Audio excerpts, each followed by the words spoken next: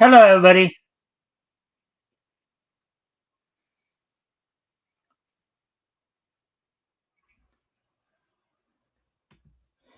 Alrighty then. So, welcome to the Mikestand, everybody. Today is, of course, um, Monday, March 31st, the last day of March. So, we are now, of course, just about a quarter of the way through the year. So, hopefully, everybody's had a good weekend. Hopefully, you guys had a chance to catch the show last night. RJ and I we read through some comics. So today, of course, we're gonna give people a chance to come in before we get started. If you guys can help out by liking and sharing the stream, see if we can get some more friendly people to engage, that'd be appreciated. Also, if anything grabs your attention, feel free to comment and or ask questions. I'll try to answer the questions to the best of my ability. So as I said, we're gonna give people a chance to come in. I'm gonna just go off camera here for a quick moment. I'll be right back, but I'll put some music on to entertain you guys while I'm away. Just give me a sec here.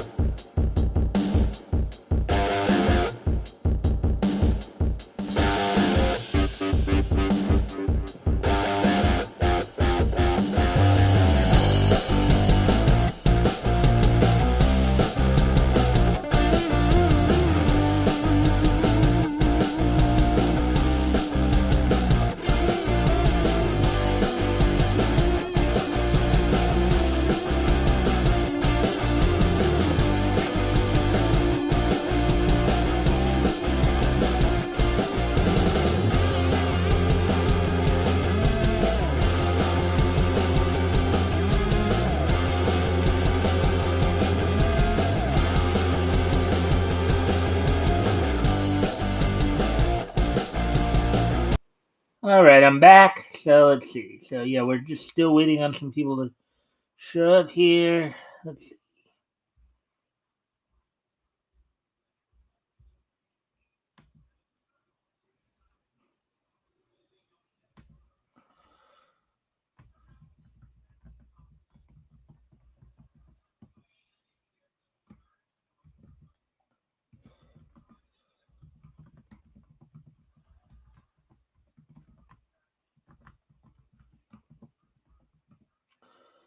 All right, so let's see. So now we're at the 3 minute mark.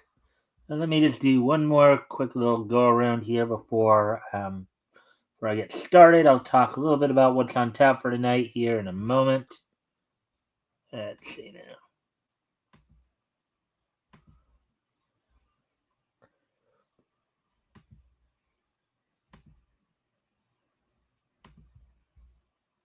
Just see if we can drum up a bit more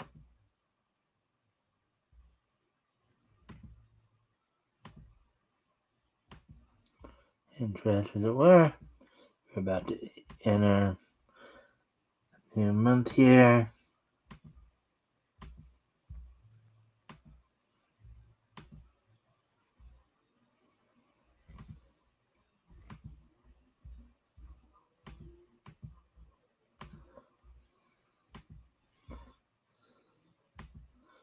All right, so with that being said, okay, so let me go ahead and talk about what's on tap for tonight. So I've got, I believe, three, maybe four articles we'll look at tonight. Some of them from, we'll have one towards the end from Bleeding Fool, but time permitting, of course. The others from Bounding in Comics, including apparently one of the things they were talking about doing is there's a Smallville animated series that just went on hold. We'll see what's going on there. Also, let's see.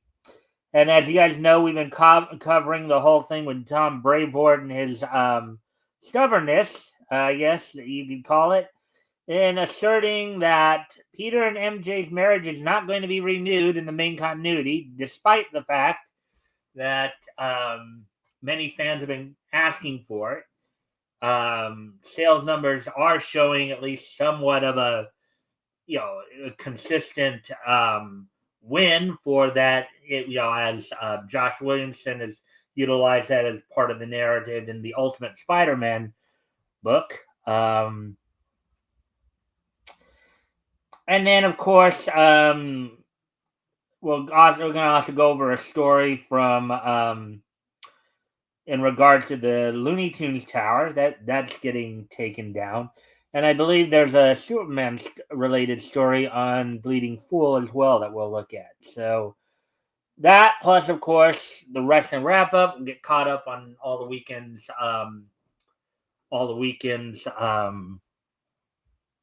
happenings. Look back to Friday Night SmackDown, Collision, and of course, I believe today will be the last of it. But I think WWE finished its European tour today, so they'll have the last Monday Night Raw before they return to the States. Here we'll look at that. Um, you know. So with that all being said, and then of course we'll have this day in each history to wrap things all up. So without no further ado, let's go ahead and get started then.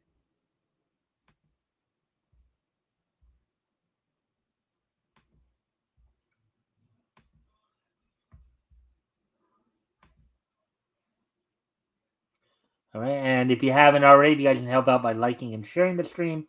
See if we can get some more friendly people in here to engage. That'd be appreciated. Also, if anything here grabs your attention, feel free to comment and/or ask questions,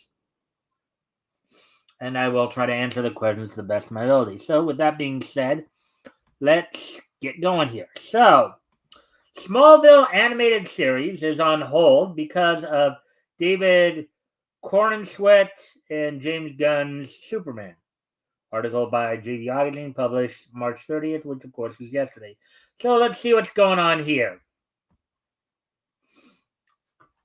Now, I'm guessing that when they say Smallville, they're basing it on the 2000s WB TV series starring Tom Welling and Michael Rosenberg and Kirsten Crook. So, Smallville has a proposed animated series that's been in development hell for a little while now. It shows no sign of pulling out of that anytime soon, and the reason isn't hard to figure out. There's one Earth Prime Superman on the horizon, and DC Studios and director James Gunn are concerned with him alone. And of course, Michael Rosenbaum, who portrayed Lex Luthor in the Smallville TV series, also did the voice of the Flash in the DCAU as well. So, among other. So.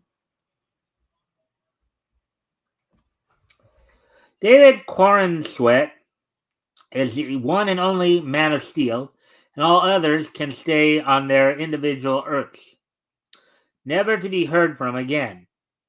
In parentheses, a crisis level event will probably purge them from existence before that happens. Unparentheses. So Tom Welling, who is involved with the project alongside Michael Rosenbaum and producers Alfred Goh and Miles Miller, has to wait his turn. In parentheses, should it ever come. Unparentheses. Goh spoke with Welling and Rosenbaum on their shared Talkville podcast and explained, quote, I think the problem with most projects in development in any studio or at any network is regime change. And Warner has obviously gone through a lot. I think the fact that they're in the process of rebooting Superman again, unfortunately, I think keeps our thing off the table for a bit. Unquote. Yeah, and it's like you can't, it's like, yeah, why not allow something to have like you know You decided a couple years ago to do that whole My Adventures with Superman thing, which was a total non-canon, non-mainstream canon thing. So why not let these guys have a crack, especially if it's animated. If it's not even, it shouldn't be something that should interfere with their works. But hey, Metal, hey, Rick, that's fine. Smallville was mid at best, anyway.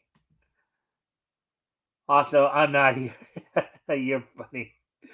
Anyway, neither I am, as I have Steam muted, and this time I am on the phone. All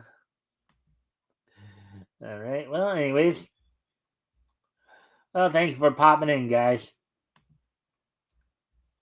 He is optimistic, however, that they all will get the chance to reunite and return to the old Talon in Smallville, Kansas.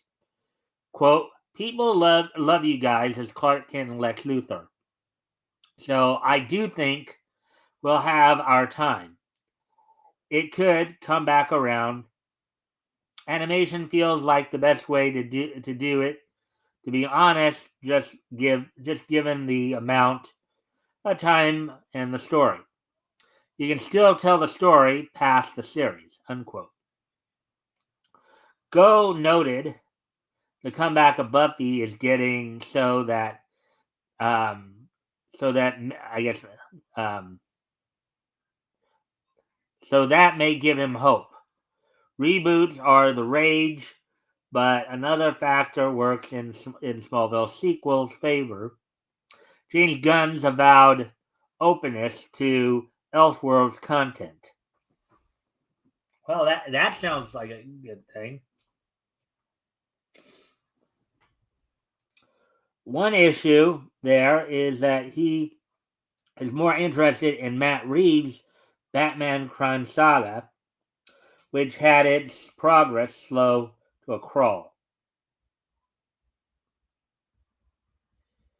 I'm guessing this must be, let's see, Jor-El Julian Sands and Lara Helen Slater explained to their son Kal-El Tom Welling why they couldn't come with him in Smallville Season 10, Episode 8, Abandoned.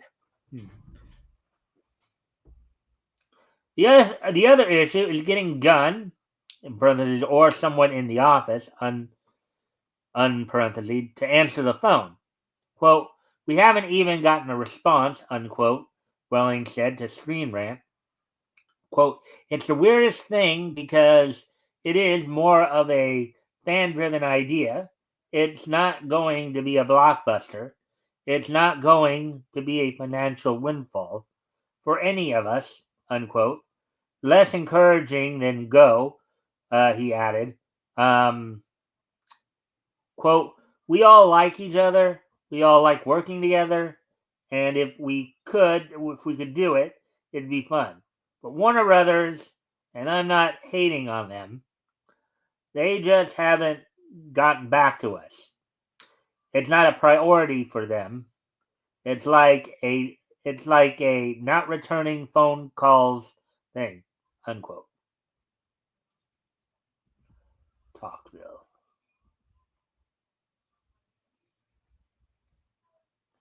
All right, so that article went pretty quickly there. Again, if anything grabs your attention, feel free to comment and or ask questions, and I'll try to answer the questions the best of my ability. So now, let's get ready to move on to the next article here. Let's see, where shall we go now? All right. Oh yeah, this story that I've been following for the last few weeks here. All this discourse over whether or not they should get Peter and Mary Jane back in the main continuity of Marvel universe. Braveheart is basically trying to use every excuse under the sun to just tell fans he doesn't care. They're not getting back together. But Let's see what more to this story is coming out of it. So, Marvel Comics executive editor says Peter and MJ's marriage should have no bearing on fan investment because, quote, things change in the world of Spider-Man all the time, unquote. Well, if it's a popular narrative, though, you dolt, you might want to think about doing it. I mean, if it's bringing you in more money, you might want to think about doing it instead of pushing whatever baloney the fans are telling you one thing, you want to continue to flip the bird to them. Eventually, they're going to tell you, they're going to flip the bird right back and say, okay, fine, we're not going to buy any more of your books, Mr. Bravewort. Stick it where the sun don't shine.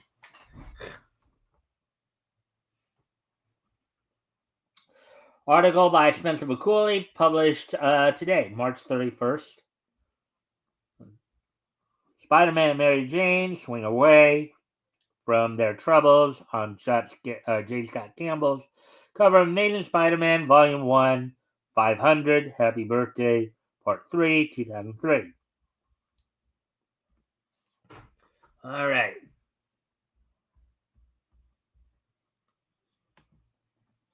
Hey, if it shows up. Hi, everybody. Saw you there. So there's no change in the Spider-Man world outside from people gaining spider powers. I'm sure that if people in the real world here got spider powers, they'd want to probably use them on Bravewort to get him to put the spider marriage back into the mainstream canon, but But anyways, another week, another take on the ongoing spider marriage discourse from Marvel Comics executive editor Tom Bravewort,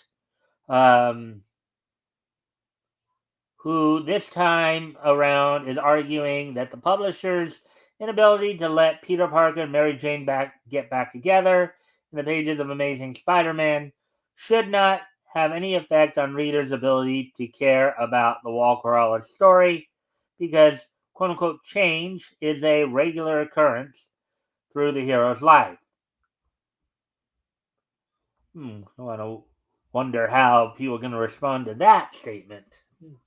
Let's see how people respond to that statement. Bravewort offered his latest thoughts on the topic of Peter and MJ's relationship as he usually does, while answering fan questions for the latest edition of his weekly Man with a Hat Substack. If after all these weeks you're still getting people asking you about it, again, you might want to consider maybe changing your mind there, buddy. Just a thought.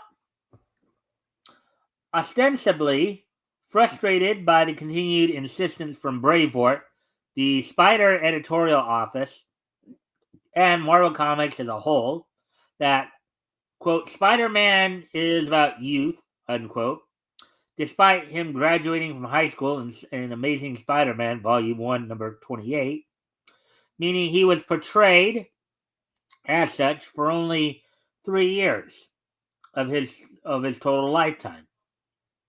And thus, he cannot ever move forward or grow up.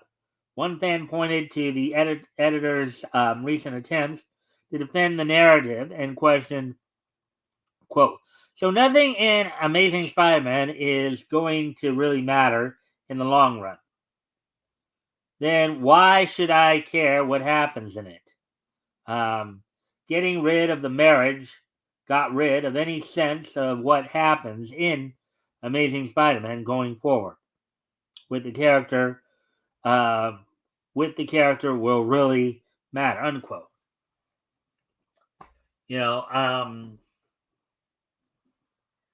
Basically, it almost sounds like what they're saying here is that Bravewort just wants to keep Peter in this one stage of life of him, I don't know, in his maybe high school, college years, just perpetually keeping him that, even though I've heard. I haven't read. Obviously, I haven't read some of it, but I have heard that they have had books where they've had like Spider-Man sit there and he's actually become a teacher and all that, and we have actually seen significant aspects of his life.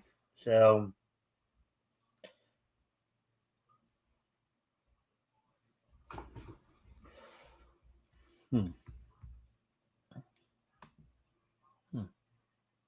all right, so continuing on then here.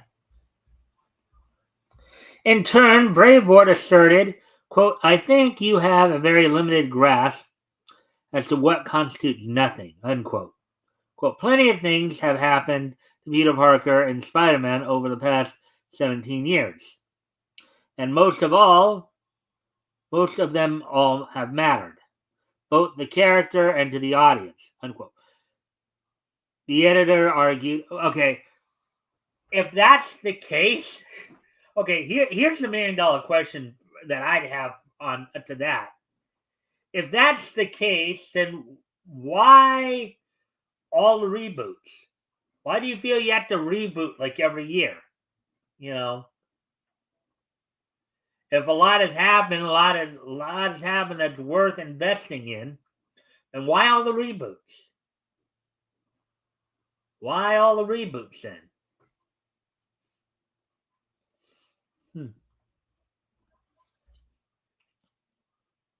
Quote, things change in the world of Spider-Man all the time, always have.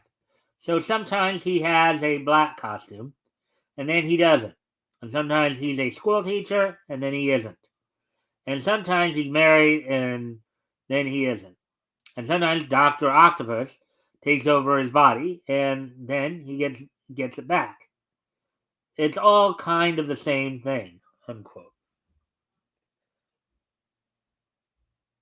Quote, but as always, he concluded, quote, if you just don't like Spider-Man without being married to MJ, you can always stop reading it, parentheses, or simply read Ultimate Spider-Man at this point, whichever suits you.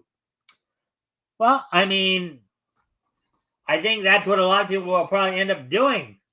They'll probably will start reading Ultimate Spider-Man and stop reading Amazing Spider-Man, and then you'll lose money. And then when you start losing money, and the higher ups are going, hey, why aren't your books selling?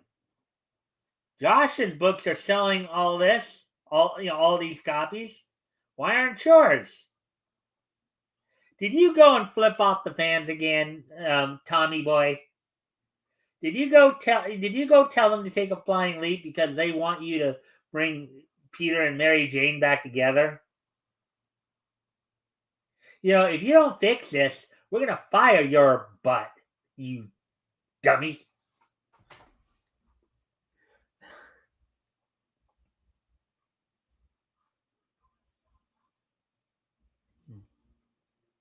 Let's see.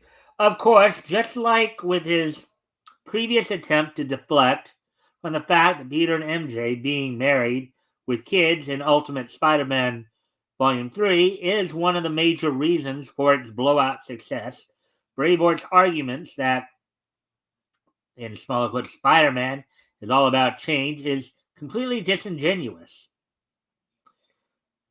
Yeah, I mean, apparently Tom wants to keep Spidey stuck as a high school or college student in perpetuity. In truth, it's the fact that Marvel Comics won't actually let Peter change that rests at the center of these specific frustrations.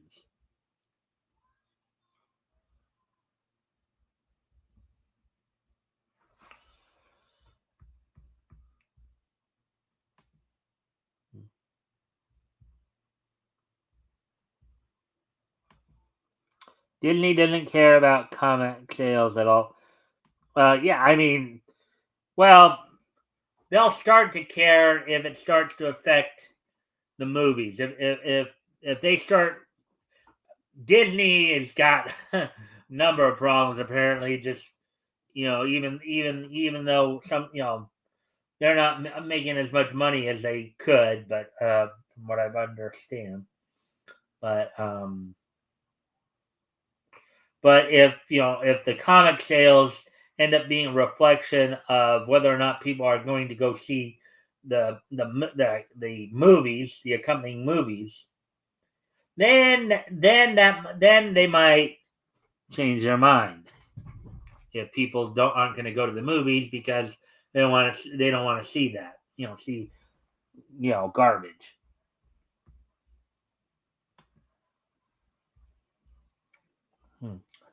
Notice how every point made by Bravort centers on an element of the web-slinger story that are inherently malleable and temporary. It's not unusual for someone to try out a different fashion style, find a new job every now and again, or go through a rough emotional patch, where they lash out at those closest to them. Parentheses, and in the case of superheroes, have such a change be the direct result of supervillain manipulation. Unparentheses. But you know what is unusual? A character being constantly kicked back down to square one, never being allowed to develop past the status quo. Most recognize, yeah, you see, again, and now it's again to what I was pointing to earlier, right? If everything's great with this, why the constant reboots? Why do you feel you have to start over? If what you're trying to do is great, you should be able to move through it. But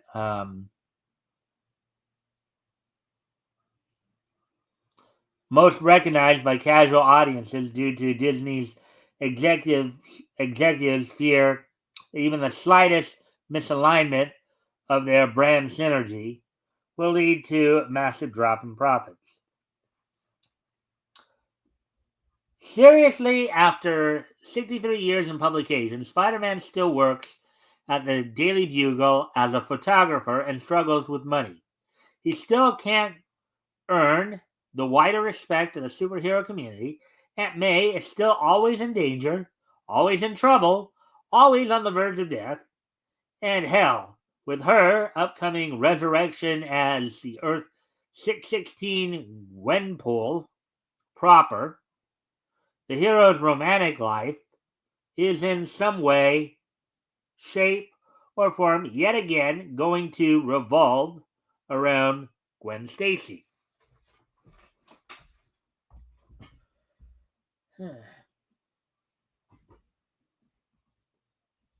I mean, you do kind of wonder if they'll ever let it be, where Spider-Man and Mary J, they have their family, they have their kids, and the kids somehow take up the superhero. Even if they don't have, even if Peter didn't somehow genetically pass down superpowers to his kids, you have to wonder though if maybe seeing the good that their father does, if the kids will maybe take some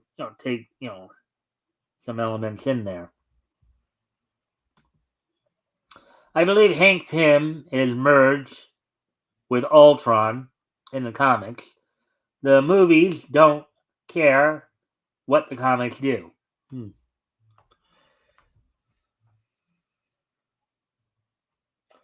Yeah, well, again, I think they will start caring if it starts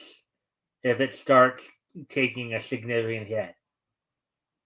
If you get enough fans who stop going to see the movies because they don't align with what they think the comic should be, and Disney starts to lose money, then they may have to reconsider their strategy.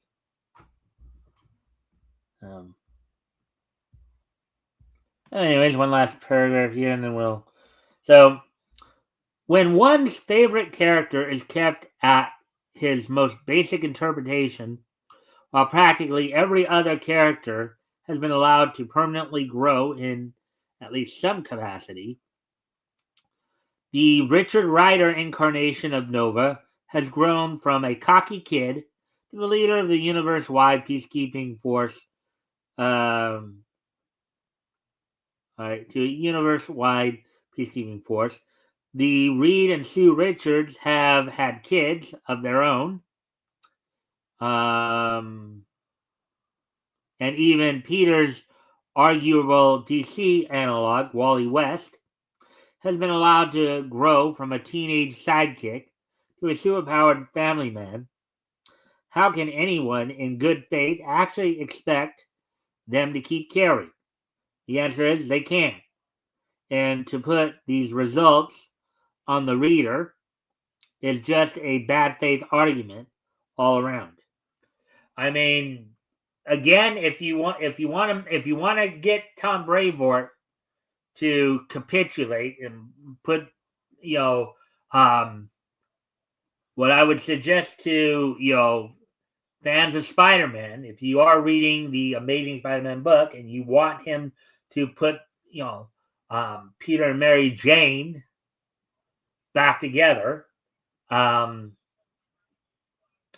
then stop buying his books. Stop buying his books. And when he starts to lose money, he may have to reconsider his view. Or risk going broke.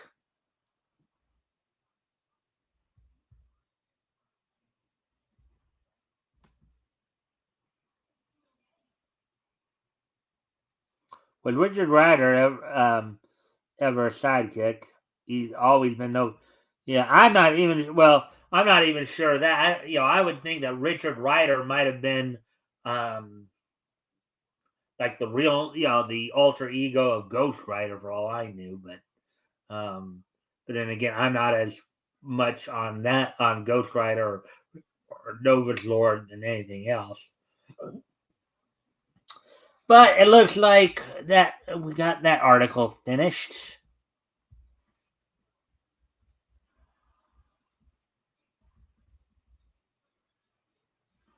All right, so let's see. Let's get ready to move on to the next article then.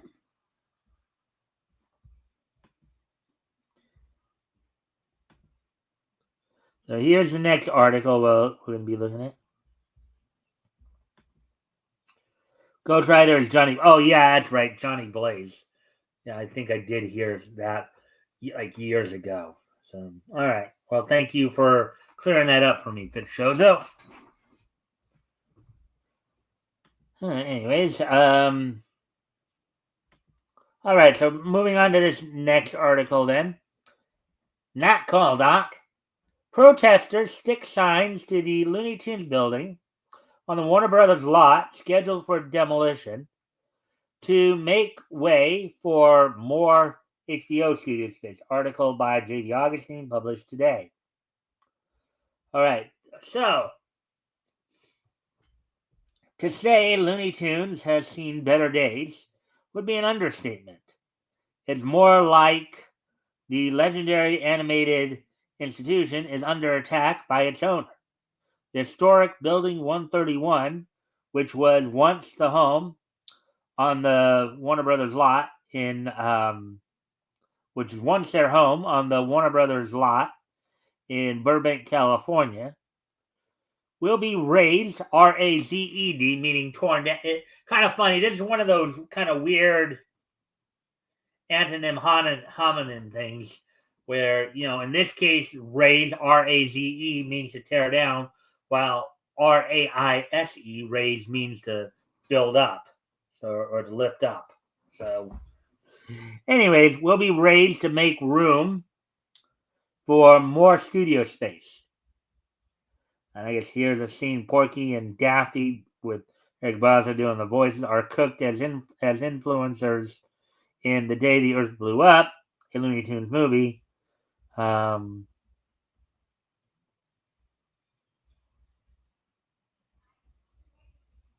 right, so Deadline reports that this long-planned move has incited protesters to stick signs to the one-story structure bearing witticisms, such as, quote, buildings have feelings too. Okay. Quote, save 131, history matters a ton, unquote. And, quote, everyone watches Looney Tunes, unquote. The most noteworthy one had a drawing of Bugs Bunny saying, quote, not cool, Doc, unquote, in big drop shadow letters. Hmm. Let's see.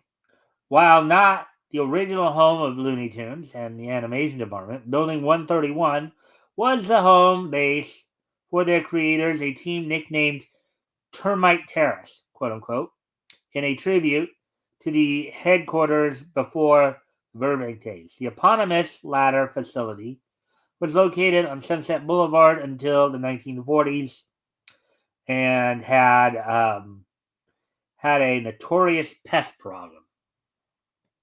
So yeah, that was back in the days of like, well, Leon Schlesinger originally, um, Fritz Frayling, Bob Clampett, Chuck Jones.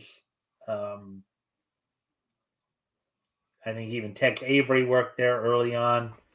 So did Harmon. So did Hugh Harmon, and well, that was even earlier. But, there are some of the.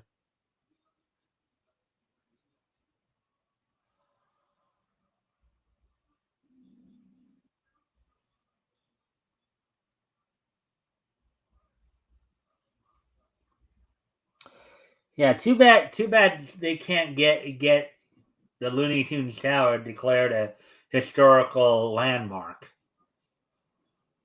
That would, maybe if they'd been able to do that, then they couldn't have done anything with it. But, anyways, Deadline quoted reader John Alton, who toured 131 about its history. Quote, he said, quote, I had the pleasure of walking through this building with my dear friends, Virgil Ross and Leith Adams, in 1995. As we strolled down the corridor, Virgil, in parentheses, who had been working with Leon Schlesinger and Warner Brothers since 1935, began telling Leith and I this was this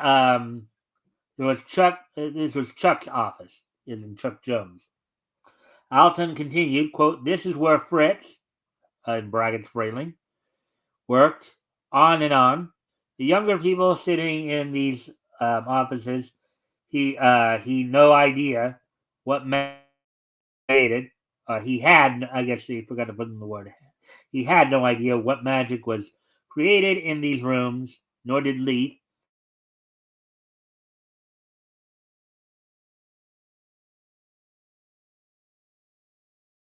Destroying 20th century history.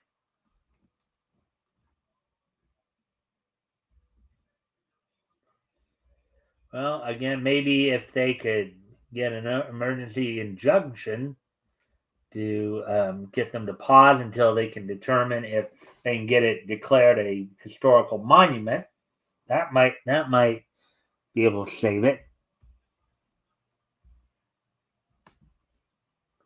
Hmm.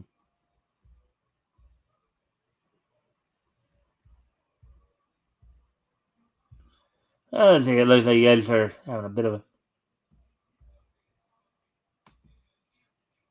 the original run of Animaniacs, the last show recorded with the same soundstage as the original Merry Melodies, nothing has felt the same since.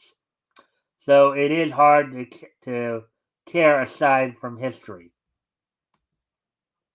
Let's see. I saw the day the Earth blew up. It was good, but didn't have any of the characters beyond Daffy and Porky.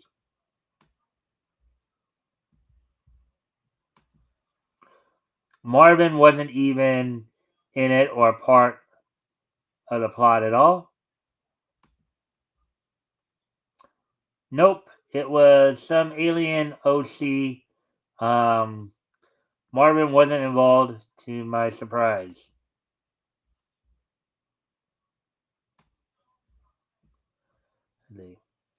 Well, that makes me want to watch it even less. Daffy is my favorite because Marvin is my second and would only make sense given the title.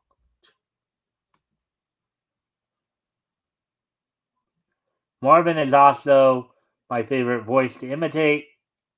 I fail in it sometimes when talking or fall into it. Yeah, well, I mean, that's the problem with a lot of these quote unquote progressives, right? They just they they hate history. They hate the past. You know, everything is what they want it to be, moving forward. So I mean, they just hate the past. They hate how the past, but as many of us have heard in our lifetimes, those who do not know history are usually doomed to repeat it. Anyways, um, getting back to the article here.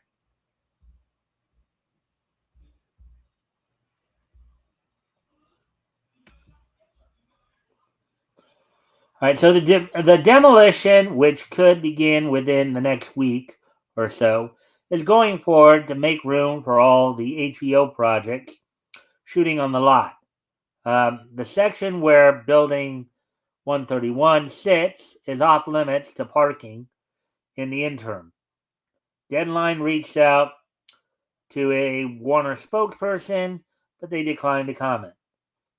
The trampling of history follows news of the exile of classic Looney Tunes content from Max and the talk of a sale on the bright side, parentheses, of Coyote versus Acme to Catch Up Entertainment. Still, to be fair, the structure has not been an animation workspace for many years. The department has had up-to-date accommodations on the Burbank lot since before it was folded into the larger WBTV umbrella. Moreover, they retained them despite the company downsizing Cartoon Network. All right, so let me just see the time here. As I said, I would try to do a fourth story if I felt there was time, but it's at 42. We're coming up on 43 minutes. I think I'll save the story that fourth story for tomorrow. So I'll save it for that.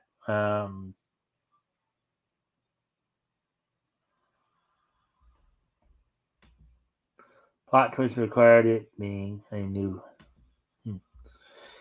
All right. So with that, we'll get ready to now move on to the wrestling wrap up. I kind of get caught up on this past weekend's um, wrestling news.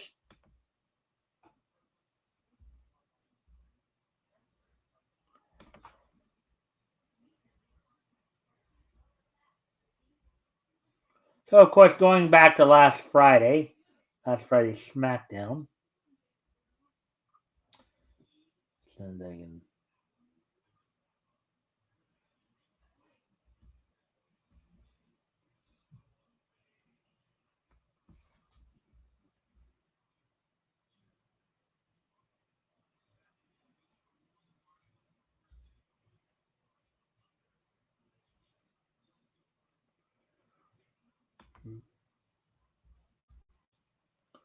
This last Friday's SmackDown.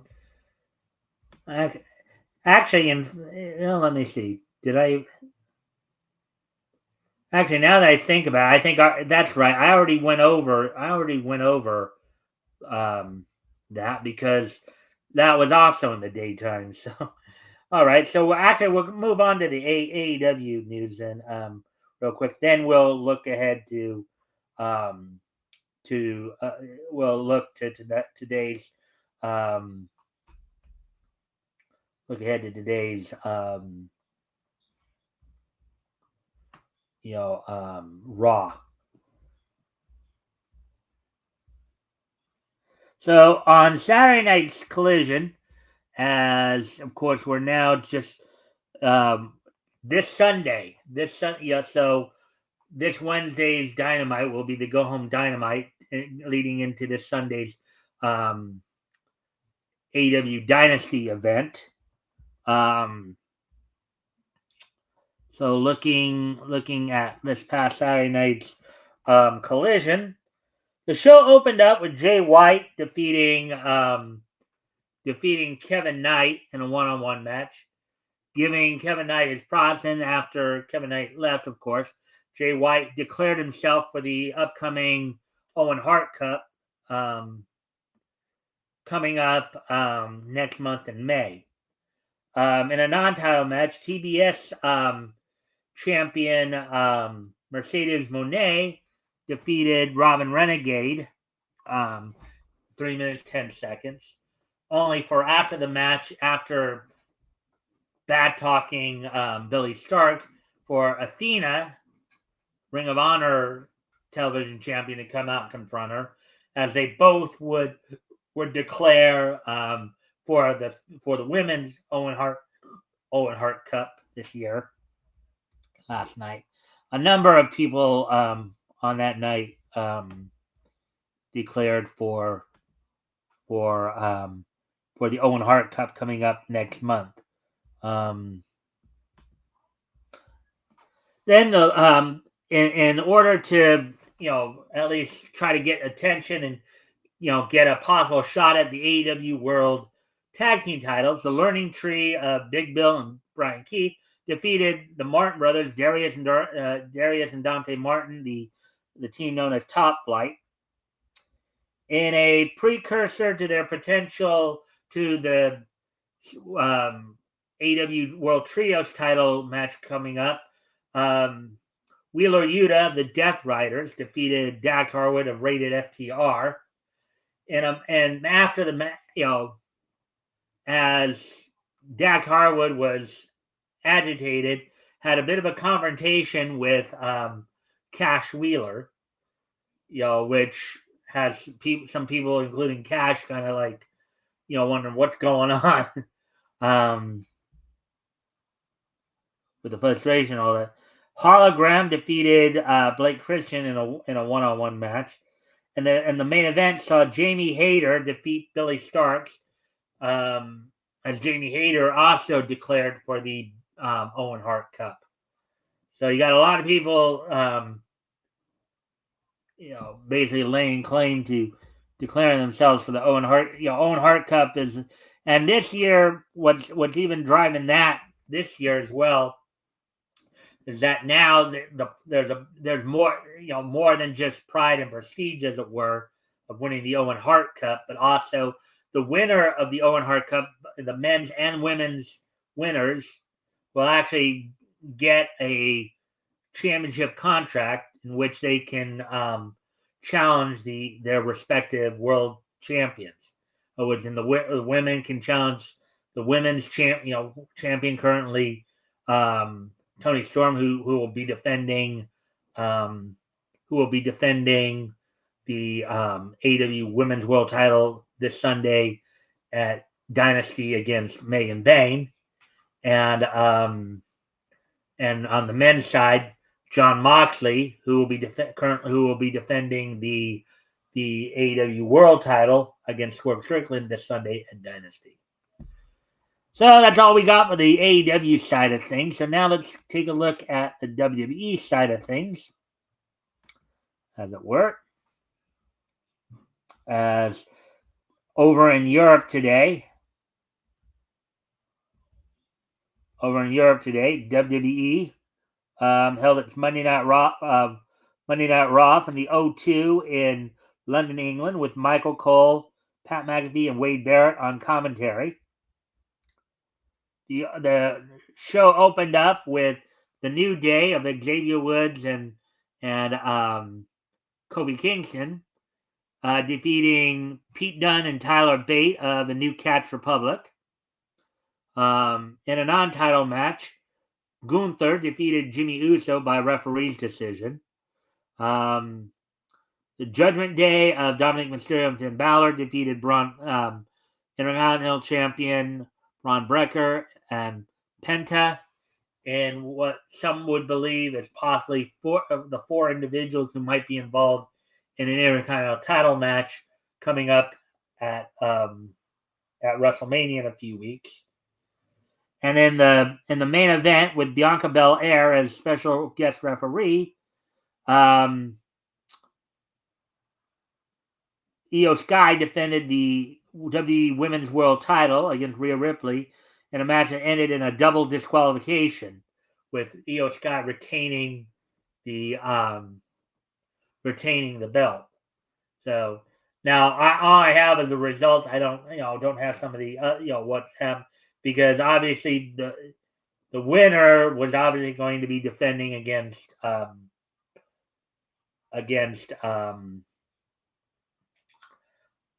Bianca Belair at WrestleMania. Is this a way they might set up a triple threat match that's kind of on the minds of people?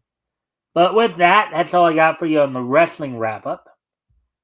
So with that being said, now today is Monday, March 31st, 2025. So let's take a look back at this day in Nietzsche history. So 1985, 2020, and 2015. All right. So first off, we're going to head back 40 years ago. As on this date 40 years ago today,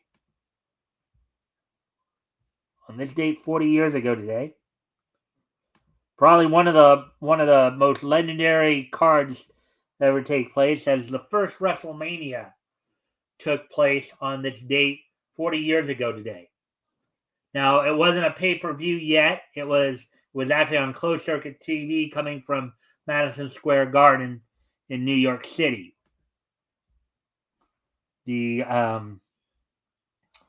Of course, you had celebrities there, like I believe Liberace was there.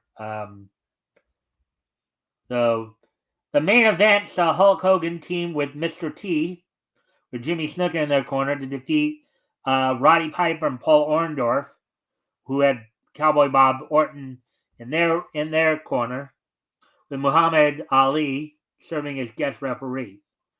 The other matches included Wendy Richter winning the WWF Women's Championship from Leilani Kai. Andre the Giant defeated Big John Studd in a $15,000 body slam match. Nikolai Volkov and Iron Sheik defeated the U.S. Express to become the new WWF Tag Team Champions. U.S. Express was, of course, Mike Rotunda and Barry Windham. Mike Rotunda, who many fans would remember also as Erwin R. Shyster. The Junkyard Dog defeated Intercontinental Champion Greg Valentine by countout in a match for the WWF Intercontinental Championship. Of course, Valentine would retain. David Sammartino and Brutus Beefcake went to a draw, and of course, Ricky Steamboat in his first match in the WWE defeated Matt Bourne, while King Kong Bundy had defeated Special Delivery Jones in what was considered a record at the point of 25 seconds, and Tito Santana defeated the Executioner to open up the event. So 40 years ago today, WrestleMania, the first WrestleMania happened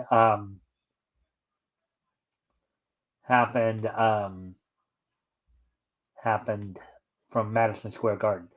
Now moving ahead to 1999, 26 years ago today, on this date 26 years ago today,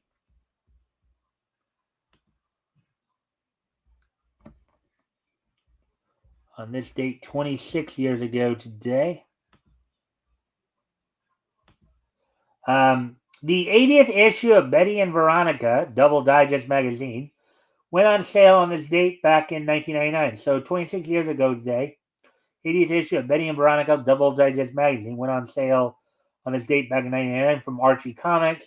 Sold for $2.99. That's 192 pages. moving ahead now to 2015, 10 years ago today, on this date, 10 years ago today in 2015,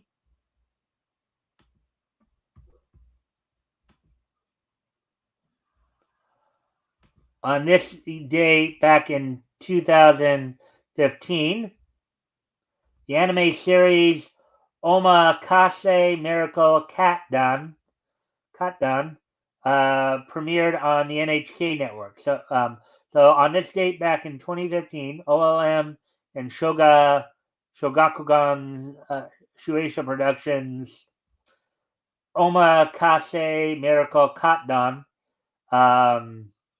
premiered on NHK on this date back in 2015, 10 years ago today.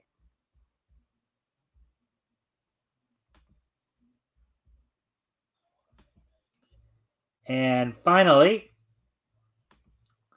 on this date in 2020, 5 years ago today, voice actress Julie Bennett passed away at the age of 88. For those of you who may not remember, Julie Bennett, of course, was the voice of Cindy Bear throughout many of the Hanna-Barbera Yogi Bear cartoons. She also lent her voice, of course, to for 3 of season 1 editions of the segment Fractured Fairy Tales from Rocky and Bullwinkle's show. And she would also, for seasons, I believe it was I don't know, the 4th and 5th seasons of Spider-Man, the animated series, she would step into the role of Aunt May Parker following Linda Gary's death in 1995. So on this date, 5 years ago today, Julie Bennett, the voice of Cindy Bear for Hanna-Barbera, and the second voice for Aunt May and Spider-Man the Animated Series, passed away at the age of 88 on this date back in 2020. So with that, I thank everybody for being here. I hope everybody enjoyed the show. Of course, we'll be back here tomorrow with more niche news. So with that, I thank everybody for being here, and I hope to see everybody back here tomorrow.